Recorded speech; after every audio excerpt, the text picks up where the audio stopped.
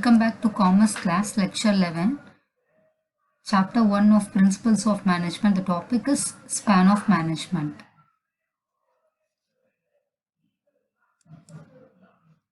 He is George, CEO of Airvoice Company. So he is the Chief Executive Officer of the Airvoice Company.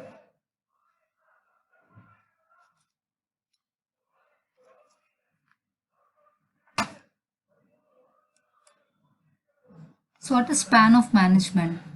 So span of management refers to a number of subordinates who can be managed effectively by the superior. So as per this example, George is the CEO. So how many persons he can be able to manage effectively by him? So that refers to a span of management. Simple example we can say, in a group 10 members is there means the head can effectively manage the 10. 100 members is there means how he can able to manage. It's little difficult. So that is called span of management. So implications that influences the complexity is here means difficulty or the problem of the individual manager's jobs. So here George is a person, I told you, CEO of the organization. So if he manages, what are the difficulties he is undergoing if he manages more people? So that is called the implication. So influence the complexities of the individual manager's jobs. So what are the difficulties he is feeling if he manages more number of people? So that is the first implication. Second thing, it determines the shape of the organization. So this span of management determines the shape of the organization. So what is the shape of the organization? It may be of tall or it may be of a flatter. So that we will discuss. Then span of management is related to the horizontal levels of the organizational structure. So horizontal means what it is. So like this. Okay. So this is horizontal, this is vertical. So span of management is related to horizontal levels of organizational structure. So as I already told you, there are two forms of management, span of management. First one is wide span of management. Second one is narrow span of management. So here is example of wide span of management and narrow span of management. So wide means what it is wide. So it goes this way. So it is very large. Okay. So employee 1, employee 2. So like this, if it is goes means it is wide. Narrow means what it is. 1, 2, 3 employees alone is there. So it will go by this way. Okay. So this is called a narrow span or this is called as wide span.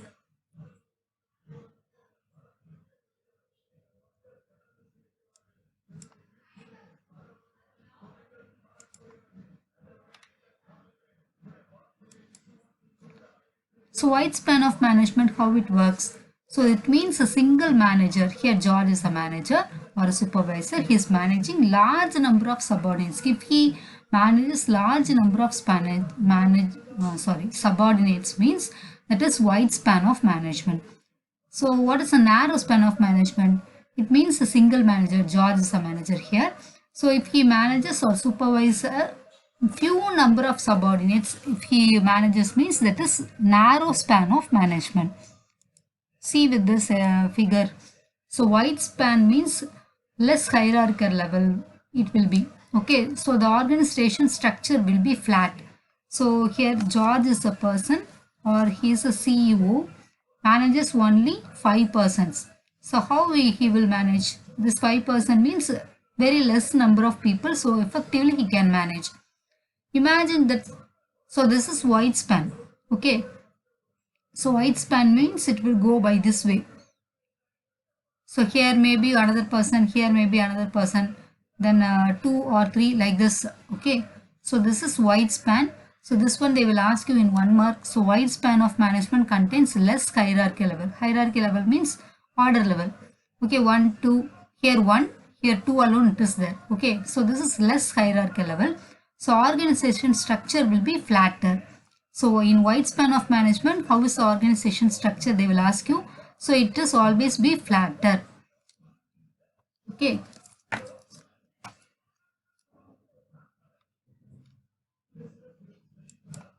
come to this one. This is another example, narrow span of management. So narrow span means hierarchical level will be increasing. So this is first level, this is second level. So okay, so CEO, this George will have to manage this people as well as this people. Okay, so he has to pay more attention towards this line, this level, and as well as this level also. So here, which one is easy for George? Do you feel? Both has its pros and cons. Both has its advantage and disadvantage that we will study. So can you understand now what is narrow? So narrow level means the organization structure will be high. So this is level 1, this is level 2. What is the height? What is the level? So it is tall. Okay, first level, second level, third level. It may be of any number of level. Okay, so it is tall. In case of a wide span of management, so it is only one level. So flatter will be the organization structure. This is the thing. So wide span means organization structure will be flatter and it's less hierarchical level. In case of narrow span of management, hierarchical level will increase. So organization structure will be tall. Okay. So both these organizational structures have their advantages and disadvantages. But however, the tall organizational structure imposes more challenges. Tall means this one. Okay, so tall means what it is? Narrow span. Okay, so since the span is narrow, which means less number of subordinates under one superior, requires more managers to employed in the organization. So the subordinates, number of subordinates will be less. So under one superior have to employ all the subordinates, means how it will be. Employees have to be more. Okay, that is under level, this level. See, in this level, I have to appoint more persons.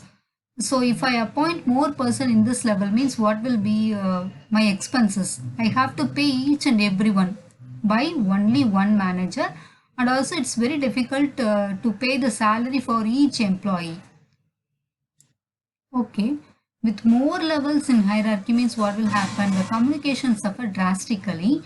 So it takes lot of time to reach the appropriate point and hence the action gets delayed. Okay, there will be lack of coordination and control because the operating staff is far away from the top management. See the figure here. So if you take like this means what will happen? He need to say or he need to convey a message to this person means how it will falls, you see. From this person it has to come to him and it has to go by this way and it has to reach him. So it will take lot of time and it is very difficult to attain the goal immediately. So if you take a flatter form of organization, the span is wide, leads to more complex supervision, the supervisory relationship between the manager and the subordinates. As I told you now, so it is flat means it will be very difficult to the superior to manage large number of subordinates.